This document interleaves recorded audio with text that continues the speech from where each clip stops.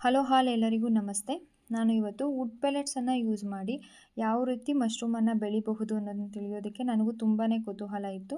ನಾನು ನೋಡಿದಂಥ ಕೆಲವೊಂದು ವಿಡಿಯೋಸ್ ಆಗಿರಬಹುದು, ಅದರಲ್ಲೆಲ್ಲ ವುಡ್ ಪೆಲೆಟ್ಸ್ ತುಂಬ ಈಸಿ ಯೂಸ್ ಮಾಡೋಕ್ಕೆ ಮತ್ತು ಚೆನ್ನಾಗಿ ಇಳುವರಿ ಕೊಡುತ್ತೆ ಅಂತ ಕೇಳಿದ್ದೆ. ಸರಿ, ಅದೊಂದು ರೀತಿ ಟೆಸ್ಟ್ ಮಾಡಿಬಿಡೋಣ ಪ್ಯಾಡಿಗೆ ಹೋಲಿಸ್ಕೊಂಡ್ರೆ ವುಡ್ ಪೆಲೆಟ್ಸಲ್ಲಿ ಯಾವ ರೀತಿ ಒಂದು ಗ್ರೋತ್ ಇದೆ ಅನ್ನೋದನ್ನು ನಾವು ಕಣ್ಣಾರೆ ನೋಡಿ ಟೆಸ್ಟ್ ಮಾಡಿಬಿಡೋಣ ಅನ್ನೋ ದೃಷ್ಟಿಯಿಂದ ನಾನು ಒಂದು 25 kg ಆಗೋಷ್ಟು ವುಡ್ ಪೆಲೆಟ್ಸನ್ನು ತೊಗೊಂಡಿದ್ದೆ. ಅದನ್ನೆಲ್ಲ ನಾವು 1 kg ಲೆಕ್ಕದಲ್ಲಿ ಸ್ಕೇಲಲ್ಲಿ ಅಳತೆ ಮಾಡಿ ಒಂದೊಂದು ಕವರ್ಗೆ ಹಾಕಿಟ್ಕೊತಿದ್ದೀನಿ. 4 ಬ್ಯಾಗ್ಸನ್ನು ಪ್ರಿಪೇರ್ ಮಾಡ್ತಿದ್ದೀವಿ ಇವಾಗ. ಸೊ ಅದಕ್ಕೆ ತುಂಬಾ ಚೆನ್ನಾಗಿ ಬಾಯ್ಲ್ ಆಗಬೇಕು ವಾಟರು.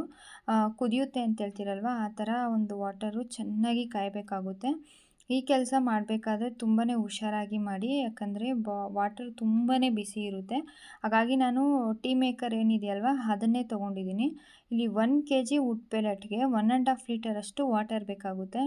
ಈ ಥರ ನೋಡಿ ಚೆನ್ನಾಗಿ ಕಾದಾದಮೇಲೆ ಸ್ವಲ್ಪ ಹುಷಾರಾಗಿ ಆ ಒಂದು ಕವರ್ಗೆ ಹಾಕಬೇಕಾಗುತ್ತೆ.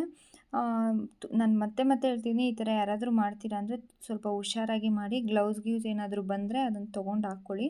ಯಾಕಂದರೆ ತುಂಬ ಕಾದಿರೋದ್ರಿಂದ ತುಂಬ ಹುಷಾರಾಗಿರಬೇಕು. ನಾವು ಕೂಡ ಫಸ್ಟ್ ಟೈಮ್ ಮಾಡ್ತಿರಲ್ಲ, ಈ ಥರ ಒಂದು 4 ಬ್ಯಾಗಿಗೆ ನಾನು ಮಾಡಿಬಿಟ್ಟು ಸ್ವಲ್ಪ ಚೆನ್ನಾಗಿ ಅದನ್ನು ಅಲುಗಾಡಿಸಿ ನೋಡಿ, ಆ ಥರ ಒಂದು ಪಲ್ಟಿ ಮಾಡಿ ಇಡ್ತಿದ್ದೀವಿ. ಸೊ ಇದನ್ನು ನನ್ನ ನೈಟ್ ಪೂರ್ತಿ ಹಾಗೆಯೇ ಇಡ್ತೀನಿ.